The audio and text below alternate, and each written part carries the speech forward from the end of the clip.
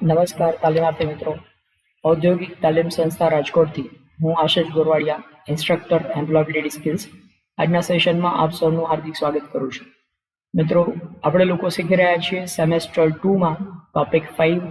ટોપિકનું title છે entrepreneurship skills. Entrepreneurship સ્કિલ્સમાં chapter number 25. Chapter 25નું ટાઇટલ છે ઇન્વેસ્ટમેન્ટ પ્રોક્યોરમેન્ટ. ઇન્વેસ્ટમેન્ટ પ્રોક્યોરમેન્ટ આ ચેપ્ટરની અંદર પાર્ટ 1માં આપણે પ્રોજેક્ટ રિપોર્ટ વિશેની માહિતી મેળવી છે. હવે પાર્ટ 2માં લીગલ ફોર્માલિટીઝ એટલે કે પ્રોજેક્ટ શરૂ કરવા માટે કાયદેસરની કઈ પ્રવૃત્તિઓ, કાયદેસરની કઈ વિધિઓ કરવી પડે છે એના વિશેની વાત, આ ઉપરાંત શોપ એક્ટ પ્રમાણેનું લાયસન્સ મેળવવા માટેની વાત અને ઇન્વેસ્ટમેન્ટ માટેની પ્રોસિજર આ પાર્ટમાં આપણે સમજવાના છીએ. તો આવો મિત્રો શરૂ કરીએ.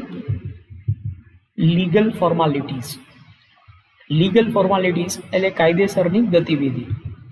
ભારતના દરેક રાજ્ય દ્વારા શોપ એન્ડ એસ્ટાબ્લિશમેન્ટ એક્ટ તૈયાર કરવામાં આવ્યો છે.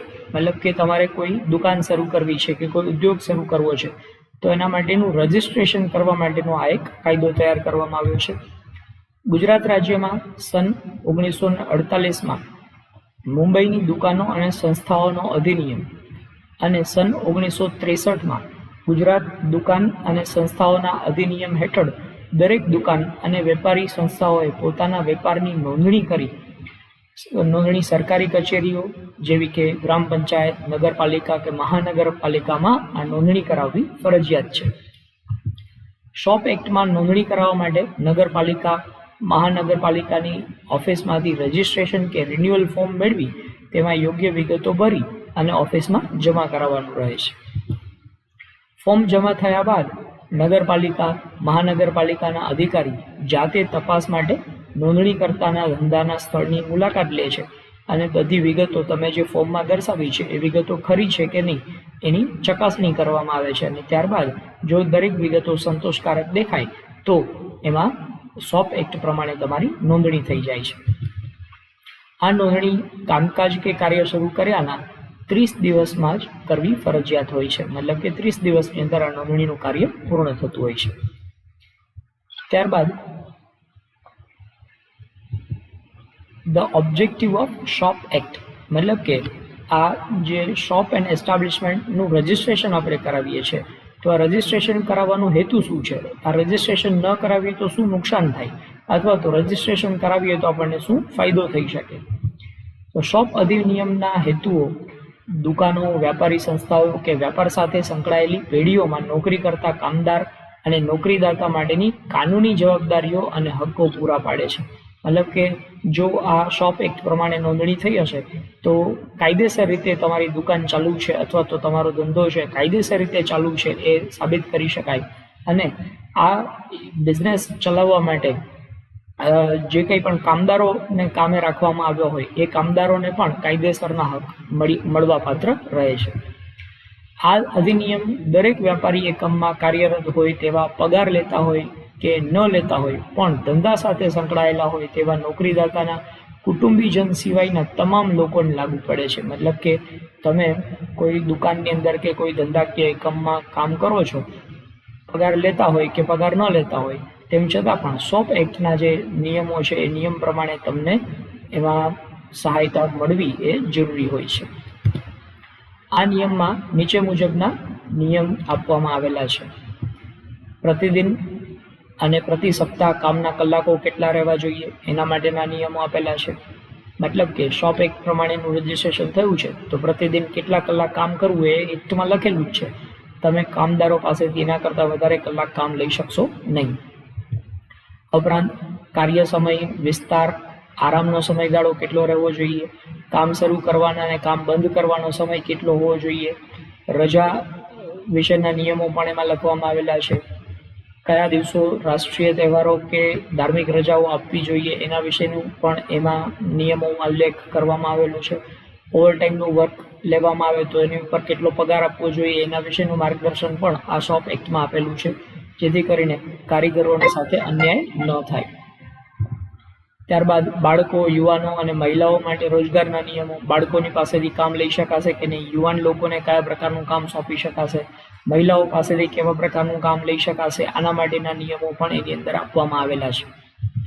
આ ઉપરાંત વાર્ષિક રજાઓ, માતૃત્વની રજાઓ, માંદગીની રજાઓ કે પરચુરણ રજાઓના નિયમો પણ એની અંદર આપેલા છે, જેથી કરીને કામ કરતો વ્યક્તિ છે એને કયા પ્રકારની રજા મળવાપાત્ર થાય છે એના વિશેનો ઉલ્લેખ તેમાં કરવામાં આવે. આ ઉપરાંત કામદારની સેવા નિયુક્તિ અને છુટકારવા માટેના નિયમો, મતલબ કે કામદારને કેવી રીતે નિમણૂક કરવામાં આવે અને નિમણૂક કર્યા પછી જ્યારે નિવૃત્ત થાય તો નિવૃત્તિ સમયે કયા કયા પ્રકારના લાભ એને આપવા જોઈએ એના વિશેની વિગતો પણ એની અંદર આપવામાં આવેલી છે. તો આ બધા નિયમોથી શું થશે તો કે કારીગરો અને દુકાનદાર અથવા તો ધંધાના માલિકો આ બંનેને સલામતી રહેશે, કારણ કે નિયમ જે આપવામાં આવ્યા છે એ નિયમ પ્રમાણે જ દરેક લોકોએ કામ કરવાનું રહેશે. જો કોઈ વ્યક્તિ આ નિયમનું પાલન નહીં કરે તો તરત જ એની ઉપર કાનૂની કાર્યવાહી કરી શકાશે. ત્યારબાદ બીજો ટોપિક છે ઇન્વેસ્ટમેન્ટ પ્રોસિજર. મતલબ કે આપણે બિઝનેસ શરૂ કરવો છે તો બિઝનેસ શરૂ કરવા માટે મૂડીરોકાણની જરૂર પડશે. તો આ મૂડીરોકાણ આપણને કેવી રીતે મળી શકશે અને એના માટેની શું પ્રક્રિયા રહેશે એ આપણે અહીંયા સમજવા માંગીએ છીએ. કોઈ પણ એકમ કે ધંધો શરૂ કરવા માટે પેઢીને ભવિષ્યમાં થનારી વિવિધ જરૂરિયાતોને ધ્યાને લઈ પ્રોજેક્ટની સ્થાપના કરવા તેમજ ચલાવવા માટે કેટલા નાણાંની જરૂરિયાત રહેશે તેનો અંદાજ કાઢવો એ ખાસ જરૂરી છે, અને નાણાકીય આયોજનની શરૂઆત અહીંથી જ થઈ જાય છે. મતલબ કે તમે બિઝનેસ શરૂ કરો છો તો બિઝનેસ શરૂ કરવા માટે કેટલા રૂપિયાની જરૂર પડશે એનો અંદાજ કાઢવાથી જ નાણાકીય આયોજનની શરૂઆત થાય છે. કે બિઝનેસ શરૂ કરવા માટે 5 લાખની જરૂરિયાત છે કે 10 લાખ રૂપિયા જોશે કે 25 લાખ રૂપિયા જોશે કે 1 કરોડ રૂપિયા જોશે, આનો જે તમે અંદાજ લગાવો છો એ જ નાણાકીય આયોજન છે. આ બાબત વિચારતી વખતે નીચેના મુદ્દાઓને ધ્યાનમાં લેવા જોઈએ. તો આપણે જોઈએ કયા કયા મુદ્દાઓને ધ્યાનમાં લઈ અને નાણાકીય આયોજન થતું હોય છે. તો સૌથી પહેલું કંપનીના નાણાકીય ઉદ્દેશ્યો કયા છે, મતલબ કે કંપની કેટલા રૂપિયાનું રોકાણ કરવાનો ઉદ્દેશ્ય ધરાવે છે, બિઝનેસનો પ્રકાર કેવો છે અને વ્યાપ કેવો છે, મતલબ કે નાના પાયાનો ઉદ્યોગ છે, મોટા પાયાનો ઉદ્યોગ છે, પ્રાઇવેટ લિમિટેડ કંપની છે કે પબ્લિક લિમિટેડ કંપની છે. આ અલગ અલગ પ્રકારની બિઝનેસ હોય તો એની નાણાકીય જરૂરિયાતો અલગ અલગ પ્રકારની રહેતી હોય છે. આ ઉપરાંત બિઝનેસની છબી કેવી છે, માર્કેટમાં બિઝનેસની શાખ કેવી છે, એના આધાર ઉપર પણ નાણાકીય જરૂરિયાતનું આયોજન કરવામાં આવતું હોય છે. જો સારી શાખ પાત્રતા હશે બિઝનેસની તો એને ઝડપથી નાણાં પ્રાપ્ત થઈ જશે, પણ જો બિઝનેસની શાખ સારી નહીં હોય તો એને નાણાં મેળવવામાં મુશ્કેલી ઉપસ્થિત થશે. આ ઉપરાંત વૃદ્ધિ અને વિસ્તરણનો પ્લાન. ધંધો શરૂ કરી દીધા પછી આપણે કેટલા સમયમાં આ બિઝનેસનું વિસ્તરણ કરવાનું છે, મતલબ કે આજથી 5 વર્ષ પછી એનું વિસ્તરણ કરવાનું છે કે 15 વર્ષ પછી વિસ્તરણ કરવાનું છે, વિસ્તરણ વખતે કેટલા રૂપિયાની જરૂર પડશે, આ દરેક બાબતો પણ આ ઇન્વેસ્ટમેન્ટ પ્રોસિજરની અંદર આપણે ધ્યાનમાં લેવાની હોય છે. આ ઉપરાંત મૂડી બજારનું વલણ. મૂડી બજાર મતલબ કે જ્યાંથી આપણને મૂડી પ્રાપ્ત થવાની છે એનું વલણ કેવા પ્રકારનું છે, મતલબ કે ત્યાં સરળતાથી નાણાં પ્રાપ્ત થઈ શકે એવી શક્યતા છે કે નહીં એ આપણે ત્યાં તપાસવાનું હોય છે. ત્યારબાદ સરકારી નીતિ નિયમો અને અંકુશો. સરકાર આપણા ધંધા ઉપર કયા કયા પ્રકારના અંકુશો ધરાવે છે અથવા તો સરકારની નીતિ કેવા પ્રકારની છે, સરકાર આપણને મદદરૂપ થવા માંગે છે કે નહીં, સરકાર આપણા બિઝનેસને કંઈ સબસિડી આપવા માંગે છે કે નહીં, અથવા તો ટેક્સમાં કંઈ રાહત આપવાની છે કે નહીં, આ બધી બાબતો પણ ઇન્વેસ્ટમેન્ટ પ્રોસિજરમાં ધ્યાનમાં લેવામાં આવતી હોય છે. ત્યારબાદ ટાઈપ્સ ઓફ ફાઇનાન્શિયલ નીડ. મતલબ કે આપણે એવું વાત કરી કે ધંધો શરૂ કરવાનું તમારા દિમાગમાં જ્યારથી વિચાર આવે ત્યારથી જ નાણાકીય આયોજનની શરૂઆત થઈ જાય છે. તો હવે નાણાં કયા કયા પ્રકારની નાણાકીય જરૂરિયાતો આપણને ઉદ્ભવતી હોય છે એ આપણે અહીંયા સમજવાના છીએ. તો મુખ્યત્વે 2 પ્રકારની નાણાકીય જરૂરિયાતો હોય છે. એક હોય છે સ્થિર મૂડી અને બીજું હોય છે કાર્યશીલ મૂડી અથવા તો કાર્યકારી મૂડી.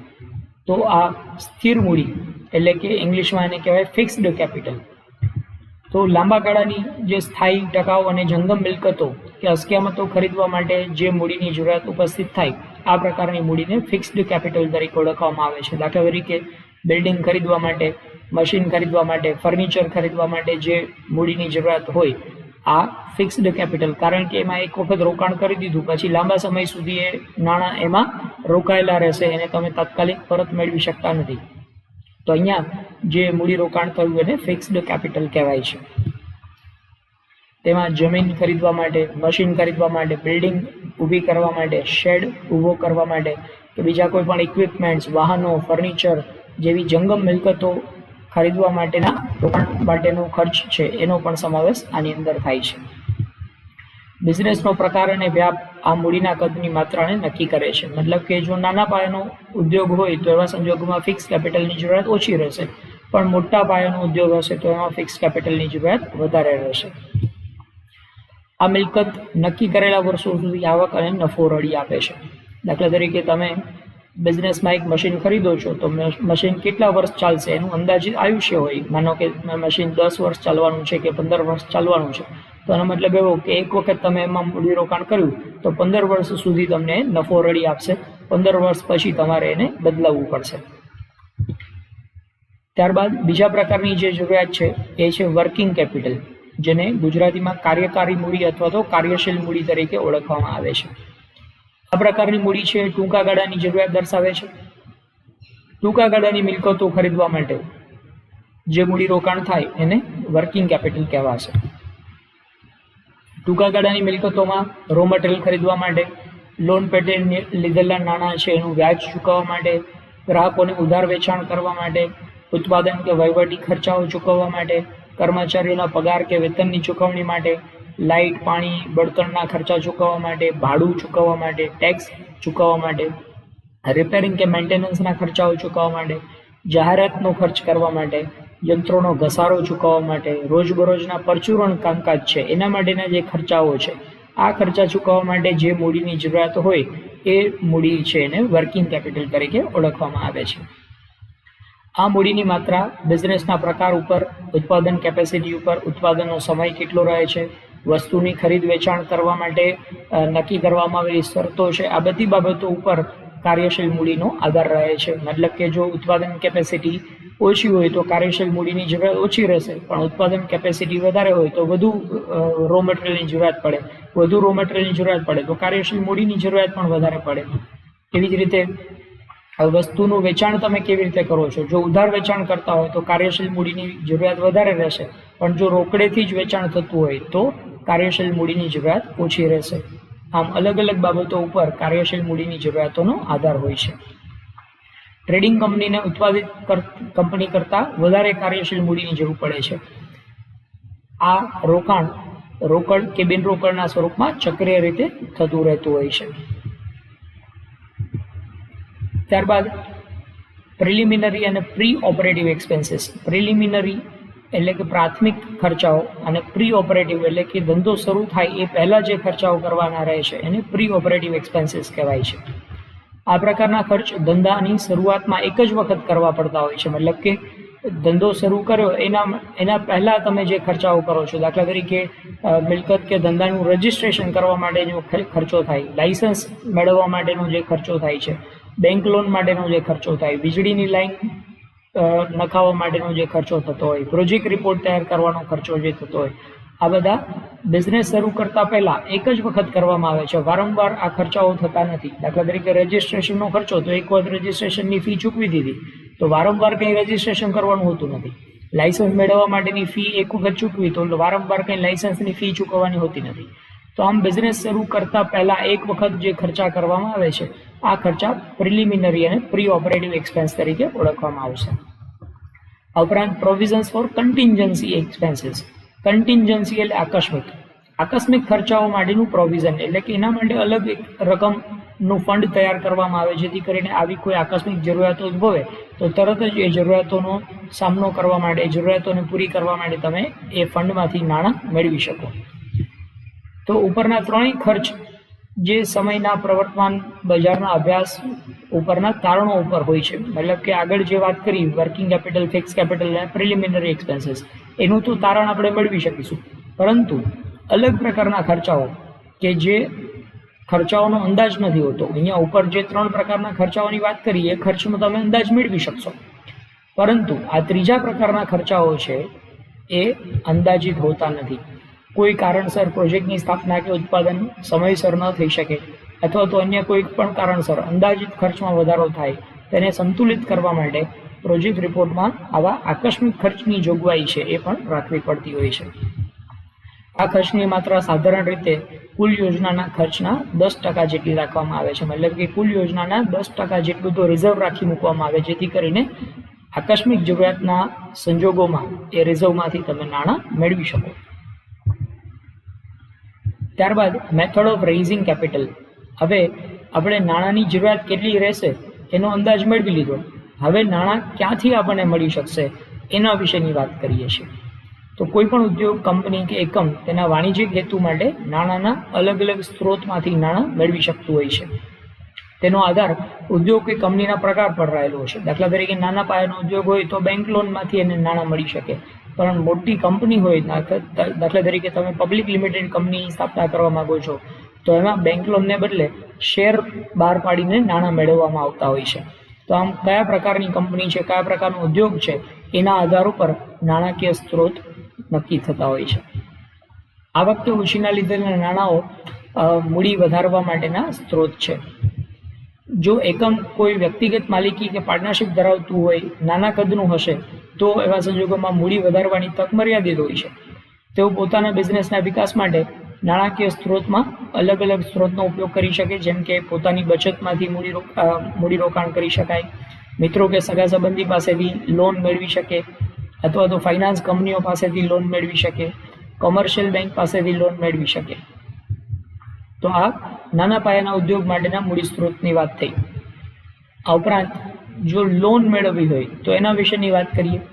બેંકો કે અન્ય નાણાકીય સંસ્થાઓ ઉદ્યોગ સ્થાપવા માટે અને ઉદ્યોગ ચલાવવા માટે લોન આપતી હોય છે. બેંકો ધંધાર્થીઓને તેમના હેતુઓ સિદ્ધ કરવા માટે અલગ અલગ નિયમો કે શરતોને આધીન લોન આપે છે. લાંબા ગાળાના મર્યાદિત નાણાકીય સાધનો માલિકીના ભંડોળ દ્વારા મેળવી શકાય છે, પરંતુ વધારે માત્રાની મૂડી મુદ્દતી લોન, ડિબેન્ચર, બોન્ડ અથવા તો રોકડ સબસિડીના સ્વરૂપે પ્રાપ્ત કરવામાં આવતી હોય છે. ટૂંકા ગાળાના નાણાકીય સાધનો વાણિજ્યિક બેંકો પાસેથી બેંક લોનના સ્વરૂપમાં, ઓવરડ્રાફ્ટ કે કેશ ક્રેડિટના સ્વરૂપમાં મેળવી શકાય છે. જો ટૂંકા ગાળા માટે તમારે નાણાંની જરૂરિયાત હોય તો તમે બેંક પાસેથી લોન મેળવી શકો, ઓવરડ્રાફ્ટ મેળવી શકો અથવા કેશ ક્રેડિટ મેળવી શકો. પરંતુ જો વધારે મૂડીની જરૂરિયાત હોય અને લાંબા ગાળાની મૂડીની જરૂરિયાત હોય તો આ સંજોગોમાં ડિબેન્ચર કે બોન્ડ બહાર પાડીને તમે નાણાં મેળવી શકો છો. તો હવે વાત કરીએ લોન પ્રોક્યોરમેન્ટમાં બેંક લોન એટલે શું. તો બેંક ઓછા વ્યાજે થાપણોને સ્વીકારે છે અને વધુ વ્યાજે લોન ઉપર આપે છે. ધંધા માટેની લોન ટૂંકા કે મધ્યમ ગાળાની હોઈ શકે. ગ્રાહકની ક્રેડિટ, શાખ, પ્રોજેક્ટ રિપોર્ટ, જામીનગીરી, ગ્રાહકનો છેલ્લા કેટલાક વર્ષોનો નાણાકીય ટ્રેક રેકોર્ડ કેટલો છે, આ બધી બાબતોની ચકાસણી કરી અને બેંક દ્વારા લોન આપવામાં આવે છે.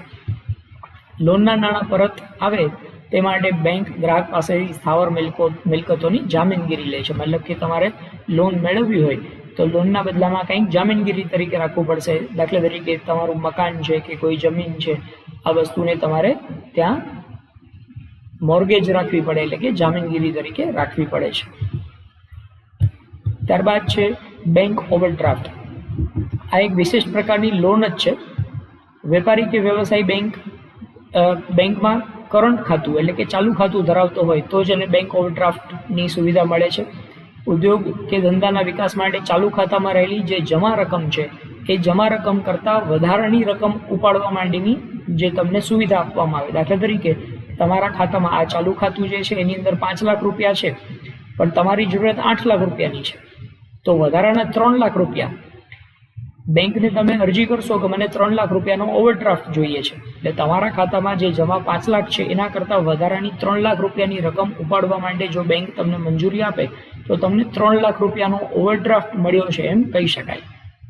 આ 3 લાખ રૂપિયા જે વધારાનો તમને મળ્યા છે એ તમે તમારી જરૂરિયાત અનુસાર વાપરી શકો અને એનામાંથી જેટલા રૂપિયા વપરાયા હશે એના ઉપર તમારે વ્યાજની ચૂકવણી કરવાની રહેશે. આ માટે વેપારીઓ બેંકના નિયમો અનુસાર પોતાની કે અન્યની જામીનગીરી રજૂ કરવી પડતી હોય છે. આ વધારાના 3 લાખ રૂપિયા તમારે જે જોઈએ છે એના માટે તમારે જામીનગીરી રજૂ કરવી પડે છે.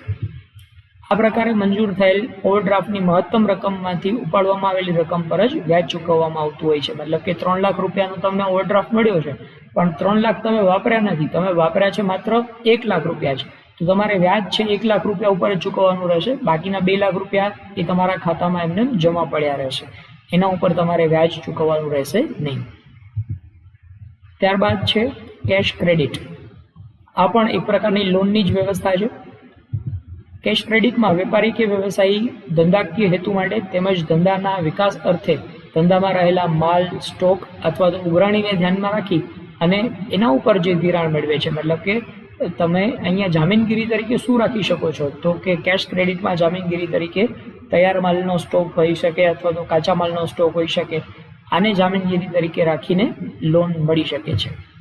આ પ્રકારના ધિરાણની વ્યવસ્થામાં માલ સ્ટોક બેંકના તારણમાં રહે છે, મતલબ કે બેંકની જામીનગીરી તરીકે સ્ટોક રાખવામાં આવે છે. ધંધાદારી એકમો જેટલા પ્રમાણમાં અને જેટલા સમય માટે આ નાણાંનો ઉપયોગ કરે એના આધાર ઉપર એને વ્યાજ ચૂકવવાનું હોય છે. તો આમ અલગ અલગ નાણાકીય જરૂરિયાતો અને નાણાકીય જરૂરિયાતો કેવી રીતે સંતોષી શકાય એના વિશેની વાત આપણે આ મુદ્દાઓમાં ભણ્યા. આશા રાખું છું આપ બરાબર તેને સમજ્યા હશો. વિડીયોને 3 થી 4 વખત જોશો તો તમને બહુ જ સરસ રીતે સમજાઈ જશે. Thank you.